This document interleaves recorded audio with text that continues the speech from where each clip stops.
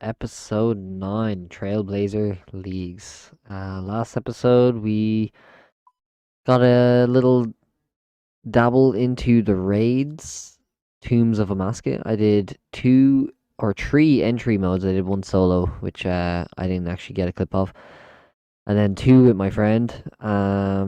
And then we did 2 normal ones as well, where I clutched the ending there. We didn't actually get anything from that, but our notable upgrades was the Tread of Eladinis. So now my rune pouch actually holds 6 runes instead of 5, which is pretty nice. This episode we are just gonna get into a lot more raids, I guess. And on the side, I will be trying to beat the Whisperer for the first time, and maybe even getting some Virtus robes for some mage upgrades. So I hope you enjoy the video. While setting up for raids, I was in the Edgeville Bank again, and someone was showing off all of their duplicates from Next. This was a crazy amount of dupes. I think they were missing the Tour of a Full Helm. That was the only item I couldn't see in that giant stack of different items.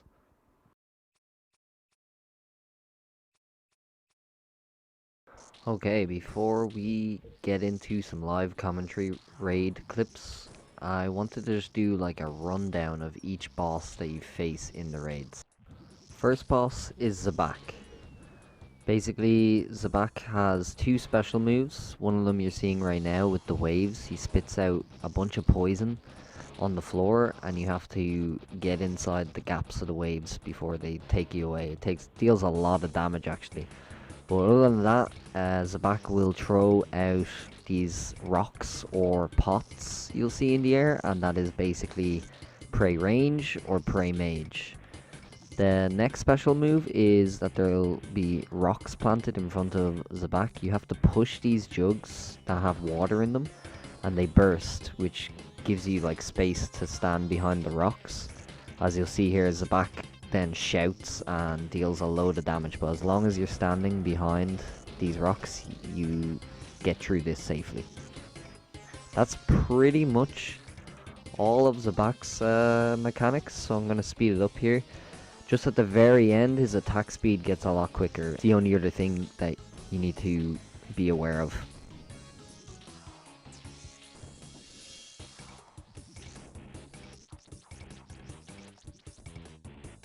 Now on to the next room. I like to go with Kefri. I forgot to mention that as part of every boss that you fight, you go through a puzzle room first. Most of them are pretty easy, especially the Zabak one. Kefri's puzzle is basically a memory one, also a mathematic kind of one, also match the shapes. Very simple stuff, and RuneLight basically solves it for you. I'd like to get to a stage where I'm not using the plugins at all, but for now I'm just using it because it's handy. Kefri itself is just a giant dung beetle, probably one of the easier bosses in the raid. Basically, you gotta just keep hitting it until its shields are down, and during the time that it has its shields up, it shoots these fireballs at you that you just need to dodge from the tiles. Every few hits, Kefri will do something like this, where they'll draw a line of dung and it'll divide up the map, so you gotta be careful. I always like keep to the same dung wall so that if it happens again, it doesn't like create segments on the map that you can't actually move around in.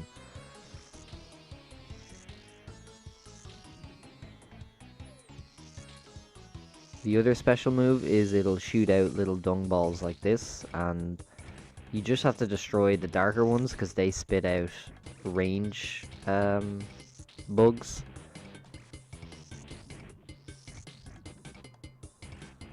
Once the shields are down, Kefri will summon a bigger minion. Usually starts with range, and then it'll be melee and mage. You want to kill these as quickly as possible, and then focus on killing all the scarab swarms that are going towards him, because that recovers Kefri's shield for the next phase. That is basically Kefri, so I'm just going to speed through the kill now. No new mechanics here, really.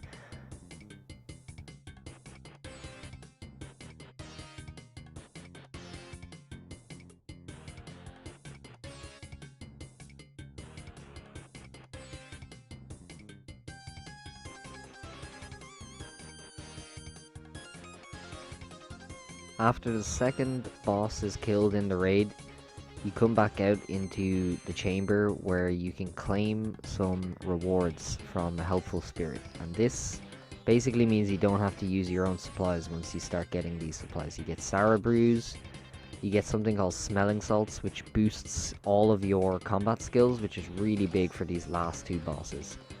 And you also get some Super Restores and a thing called Ambrosia, which instantly heals everything.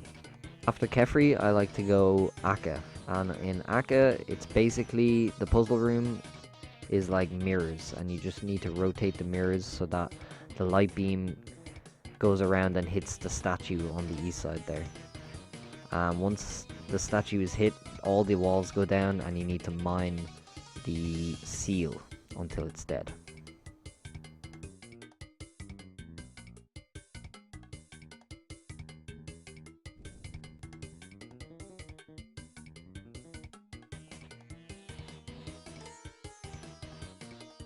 Now on to the actual boss fight. I have a lot of tile markers all set up here, as I've been finding it's been helpful, and this will be for the future where I do the butterfly method with Akka.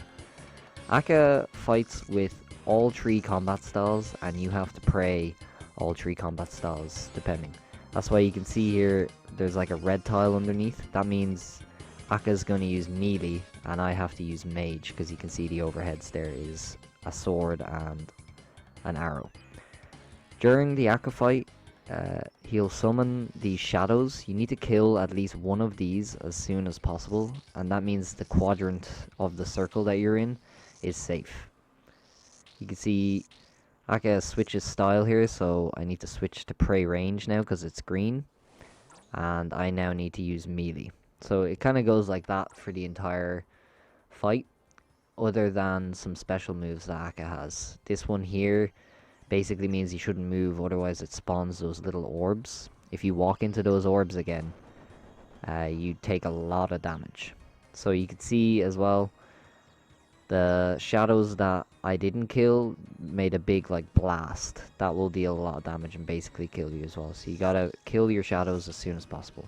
The other special move Akka has is like Simon Says, I call it, where these colors will light up on the floor and you just need to follow that pattern on the floor. This is one of the coolest like sound effects I've ever seen, and like just visual effects in RuneScape so far. I actually love this boss fight so much.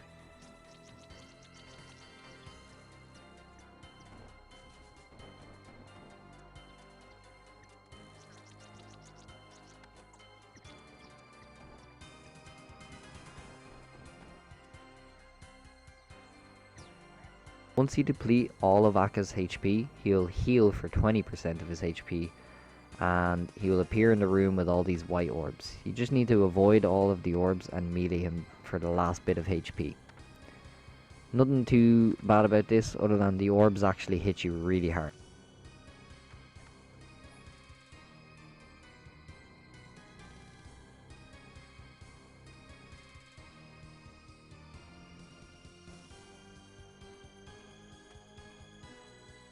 Now onto the last demi-boss, which is Baba. The puzzle room for this is like a wave management. As you can see on the side, rune light always pops up with the waves. I don't actually use this, it's really annoying. I need to disable that part of the plugin because it messes up my screen recordings, as you can see here. But basically all you're doing is fighting different combat style monkeys till problems appear in the room. They'll appear in your game chat, but also visual icons like this with the vents, and all you gotta do is run over and drop the potion into the vent, repair the supports on the roof as well, and all you're doing is fighting all of these monkeys the entire time. It's fairly simple, it's just a little bit of wave management basically.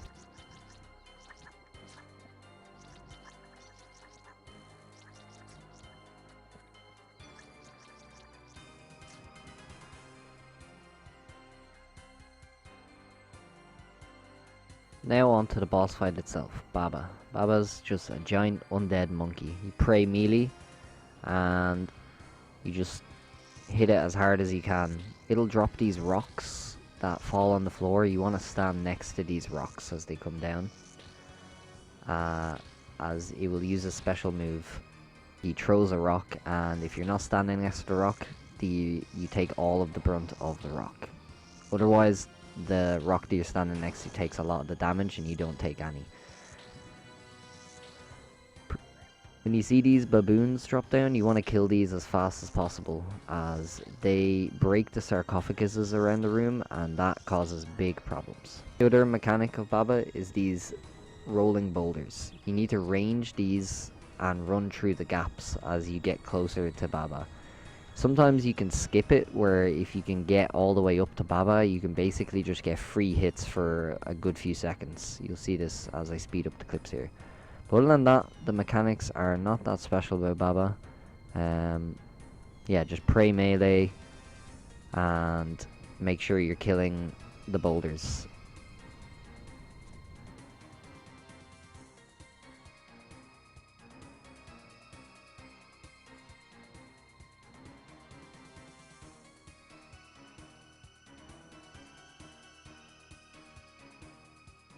After Baba, you get one more chance at claiming some rewards. I like to take the one with the most smelling salts here, or if I don't have ambrosia, I take ambrosia also.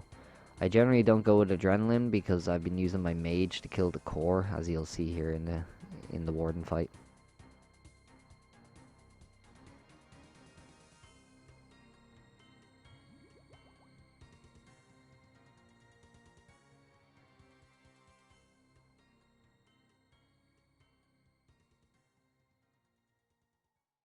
Now the final boss. The final boss actually has a couple of phases. The first one is the obelisk. For this, I just stand right here, as you can see, and this offsets the special moves of the two guardians that you can see on either side of me here, the big giant statues. And basically they charge up and do special moves while I'm attacking the obelisk. As you can see here, the red disco lights.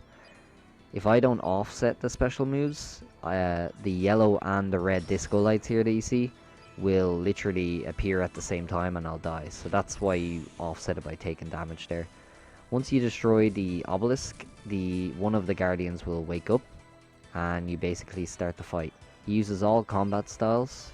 Generally it's range and mage, and then he has special moves that include some melee praise and mage and range again. While you fight the guardian, the obelisk is still active here and will shoot these energy balls on the floor which hit you with lightning. You want to try avoid this as possible. You either stand right next to it or you run away from it. Once you charge up the guardian's shield, he'll pop out his core, and this is your chance to deal actual HP damage to him. I like the mage, but I've been slowly doing melee recently because you actually hit your max hit with melee.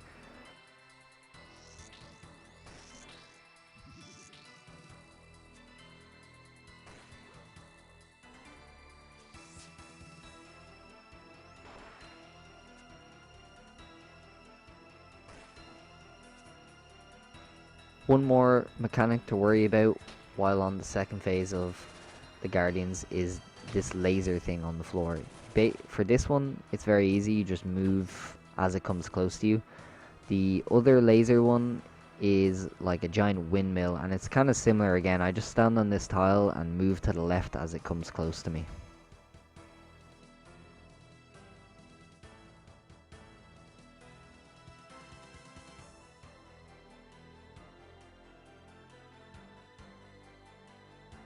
Now on to the final phase of the boss.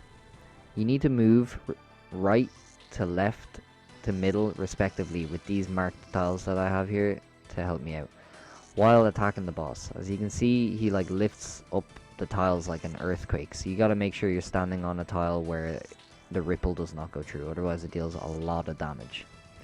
This is pretty simple until he spits out these skulls, as you'll see here in a second.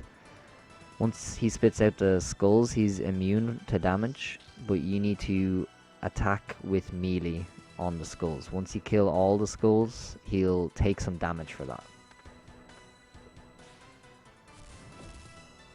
On the second skull phase, the first problem will appear, Zabak.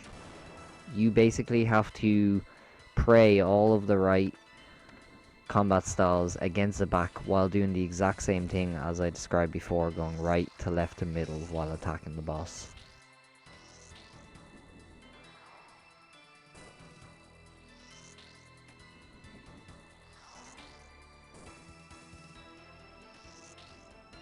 Then, after the third skull phase, Baba will appear also, so you need to deal with rocks falling from the ceiling that you need to dodge, as well as damaging the boss and praying against the back's combat styles. Once the Warden's HP gets low enough, he will heal 20% again and go into the enrage phase. Thunderbolts starts shocking the floor as he starts ripping the tiles from the back of the chamber all the way towards you. You basically just have to move around while doing the exact same thing. Damage the boss, pray against the back, dodge Baba's boulders, and don't get hit by the lightning this time. This phase is actually like a little bit easier than the rest of it. The main thing is just try to avoid all of the lightning bolts. You'll see the shadows appear in the ground, and you just want to click a tile that doesn't have a shadow, basically.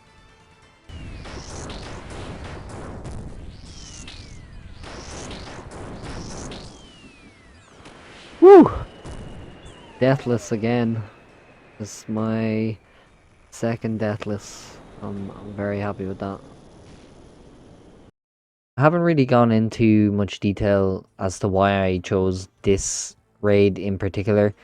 This was the newest raid released, and as part of that they have this thing called the invocation system. So it kind of makes it easier for you to ease into raids. The other raids are like a set difficulty, and you just have to learn all of the mechanics. With the new invocation system, you basically get to turn on and off all of these invocations, and as you turn them on, the hit points and the damage of the bosses will be increased as you increase the number. But also it adds mechanics, so like, I'll give you an example here. Kefri, we have something called aerial assault when we're doing duos, and it says here, Kefri's main attack will do significantly more damage and hit a larger area. So that makes it so the fireballs that are thrown in the air are a 3x3 grid that you have to dodge instead of a singular tile. Just a lot of stuff like that. And you can kind of just build yourself up slowly over time to the 300 raids, which is considered an expert. So you'll see here, as I turn all these on, it'll turn red once it becomes expert. But the expert mode brings it up another notch in terms of difficulty in itself. What's special about the raids in the leagues in particular is it has these things called blazing tombs. Once we hit 300 plus invocation, we can turn these on to add an extra 200 and an extra another 200. So you can get up to like 700 invocations, and all it does is increase the hit points and damage again of the league, of the bosses I mean. Eventually I think my goal is to get to that point where I'm like doing like really high level invocations, so that when I go into the normal game on my group Ironman, I can do normal mode like 150 invocation to 300 invocation fairly handily with the gear that I have currently. And the last thing is onto the rewards.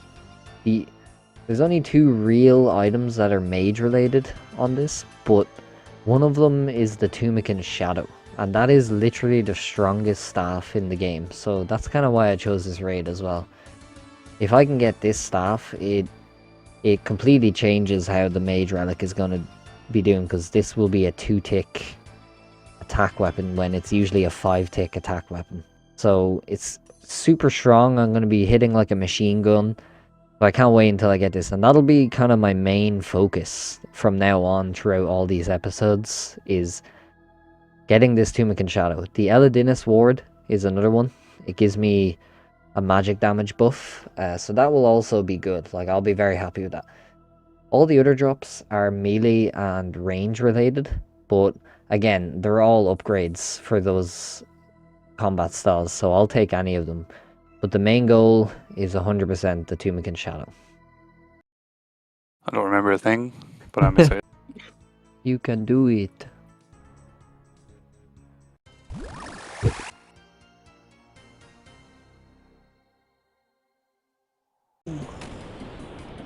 Okay. This is gonna have to do.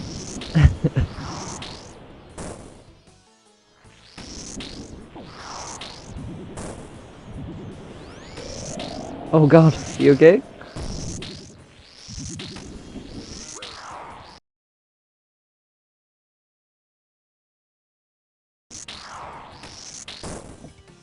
Ooh. Alright. Down.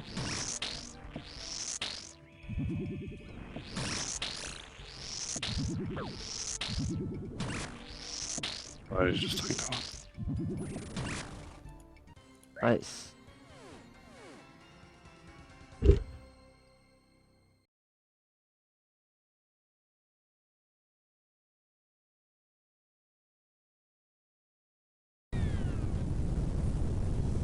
What? No, I died. You need to stop hesitating. I died. Good luck. That kill as well. They get really annoying.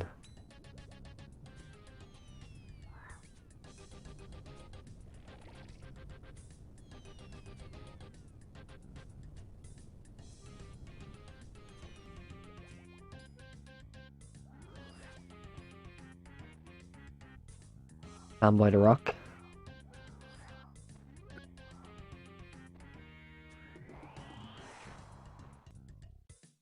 Oh, you ran away at the last second. Oh no. Does that hit that rock? Yeah, hits the rock and takes all the... Well, not all the damage, but most. You got him anyway. Should have been using diamonds. Very nice. TY for carry. Get him.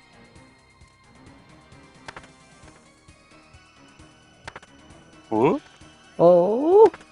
Oh! Oh, I did get that one. Oh, did you? No way. Yeah, with the bird. Or the... there's like 10 out left.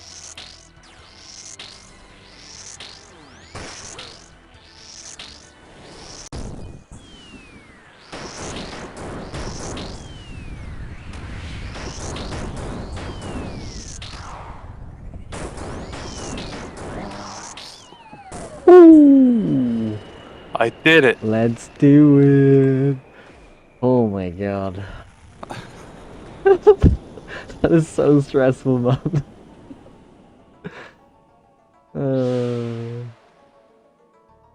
I almost looked. Same.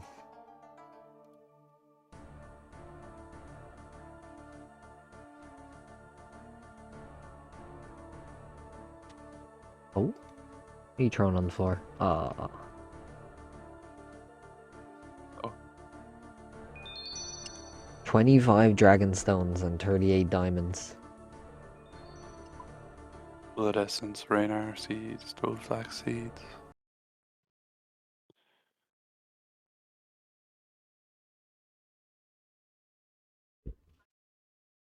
Are we going in?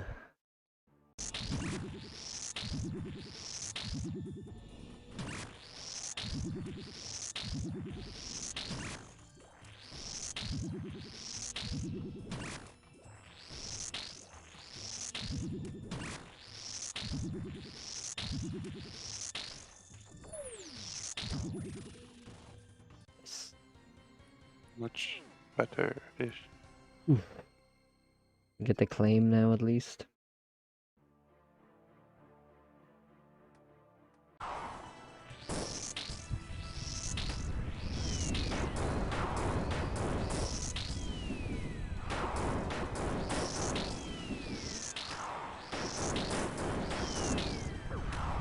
Oh, melted. Absolutely melted. I got like 7 bolt procs at this last phase change. It was insane. Holy shit. In Tombs of Amascut, how you know if you've gotten special loot or not is the sarcophagus in the middle of the rewards room after you kill the boss will be glowing purple. And that's how you know, and then you have to determine if it's yours if you're in a group. But if you see purple, that means there's going to be a unique in the chest. I'm just gonna run straight in. I'm just gonna... Okay, apparently I can't run from this angle, but... Oh! It's purple! Oh. Oh! Whose is it? Do you have your key? It's mine! No way! Go! The first purple. Okay. You ready? Mhm. Oh, that's big. Come on. Can you imagine though? Oh, no way. Nice. Collection log slot complete. Replace that DI buddy at least. Yeah, I suppose so, actually. Can I wear it even yet? I can. Oh, nice. That's a task as well. Alright. That's not too bad. That is rough. I apologize for taking your body, though. I mean, it's probably gonna be a lot more before we get what we want. True. I was kind of hoping if it was anything other than a staff there, that it was a fang, because I would start using that against, like, Baba and shit. In between raids, I decided to come back to the Whisper. Speeding through a lot of these clips, mostly because I think I'm going to come back to the Whisper after I get the Tumekens Shadow from Tombs of Amascut. The main reason is, as you'll see here, this is the final phase of the Whisper. Basically, you gotta run around the room because those tentacles will hit you every 2 ticks, while the Whisper hits you for 2 combat styles. So it started off there with range, and then it'll switch to mage, and so on and so on. It keeps changing after that.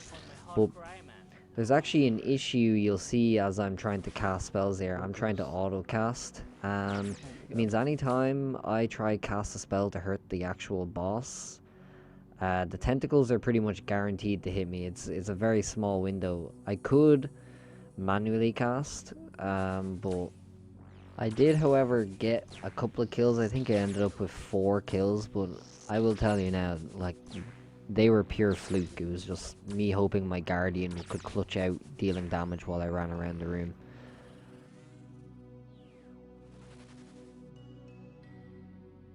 I think I'm gonna have to come back to the Whisper. I might actually try the Leviathan now. The issue I seem to be having is that when you're auto casting with a staff on your normal spellbook range and spellbook, there's like a 1 tick animation delay, and the tentacles that are smacking the floor are hitting every 2 ticks, so it seems like I can't actually like get a hit without manually casting instead of auto casting. And to do that, I would need to manually cast, then quickly switch prayers, then manually cast, then switch prayers. And it's just kind of, I think it's doable, but like it would make much more sense for me to, in the main game, use a trident, or in the leagues, just keep going for the Tumekens Shadow until I get the Tumekens Shadow, and then that'll save it, because the Tumekens Shadow is a 2-tick weapon, and that means I can move and then attack without getting hit by the tentacles, and that would give me enough time then to focus on my prayer only. I think I'm going to hit up Leviathan if I'm going to get the Virtus robes before I get the Shadow. But I'm going to be just trying to grind out raids, I think, a lot more than usual. Try push myself to the higher invocations so that I get more of a purple chance, basically. So yeah, let's go to Leviathan. I've never been to the Leviathan, as it's a part of the Desert Treasure 2 questline. I haven't done that in the main game yet. But you get there from going to the Guardians of the Rift and talking to this guy here, and he'll teleport you to a place called the Scar, which I think in lore it's like a demon's brain that you're basically like sitting on. And the boss is in here. It's a really, really cool area. I'll show more off in further episodes, as I will be back here. I just came to try get a kill basically and see how far I could get. So this is my best attempt at it.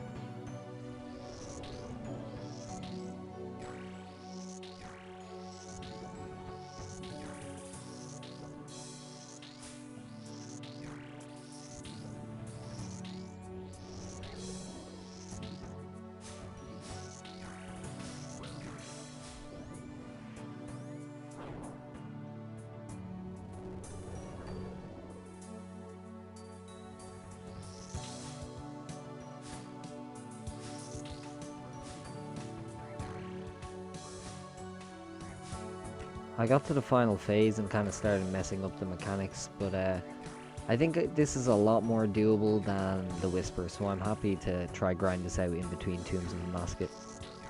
Dying from a hot cry, man. Come on, it would change the entire game. Come on, please. This be it.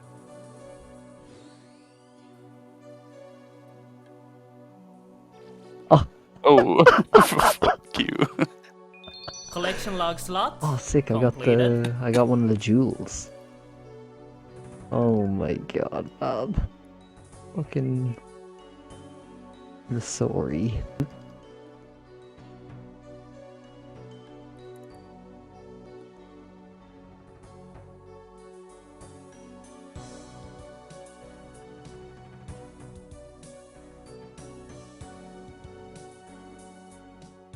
Why did I get the Masori pieces?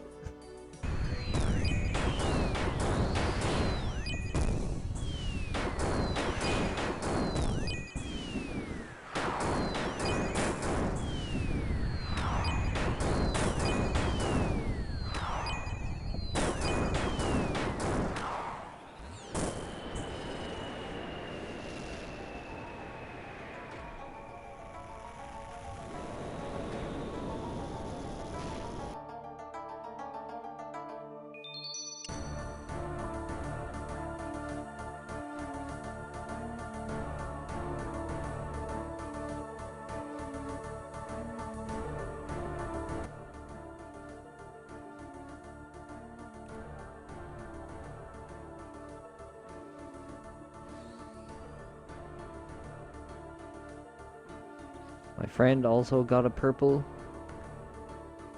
He actually got 3 purples in a row here, so you'll see in the clips. But this first purple was crazy. He got the pet on the first purple he got. Absolutely crazy look.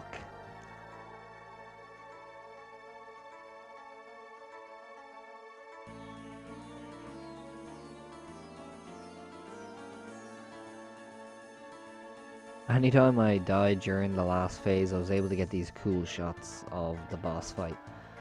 I just really like the mechanics of this final boss. Fun to get used to and fun to learn.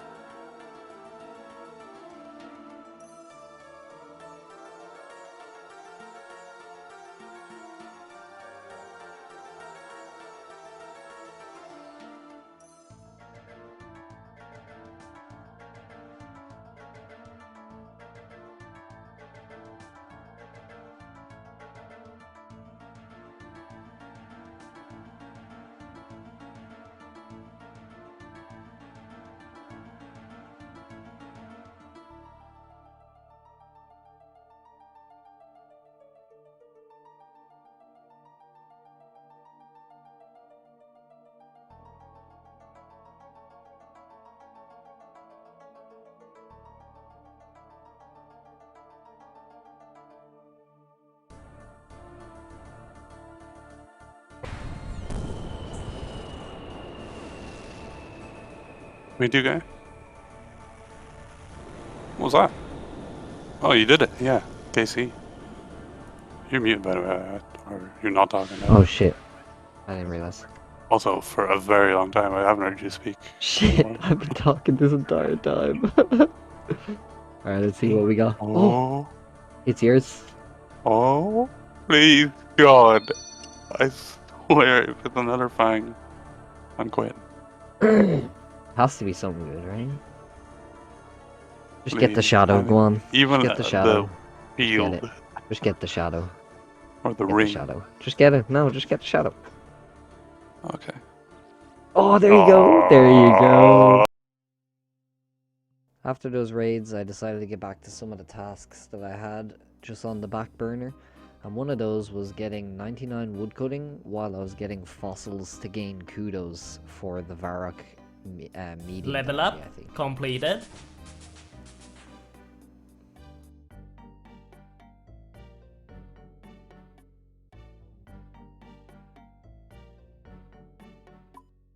Level up completed.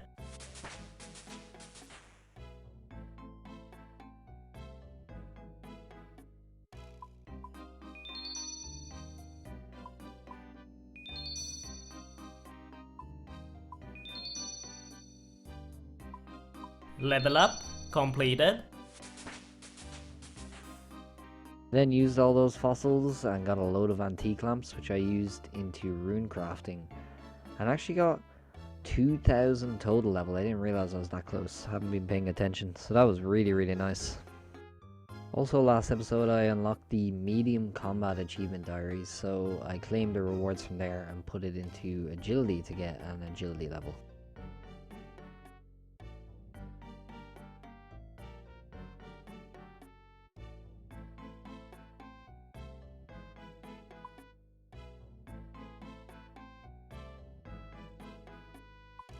Level up completed.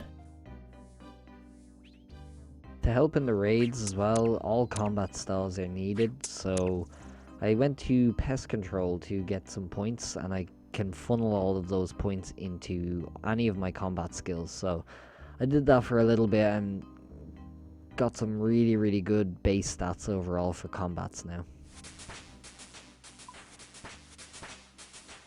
Level up completed. Level up completed. Level up completed.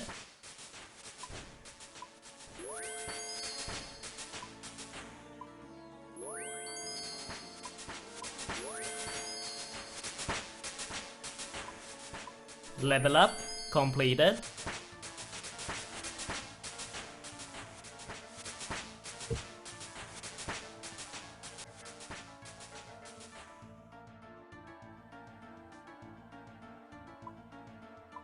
Level up completed. Level up completed.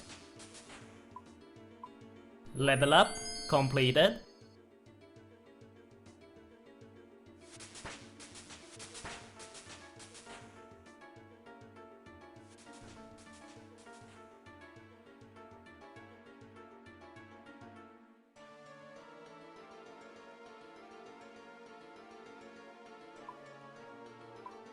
Level up completed. Level up completed.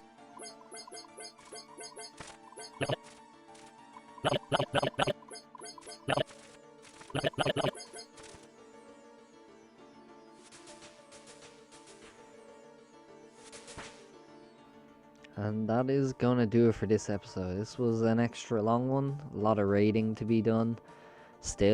Still hunting for that Tumekens Shadow, but these are the upgrades. I got the 2 Masori pieces, very good ranged armor.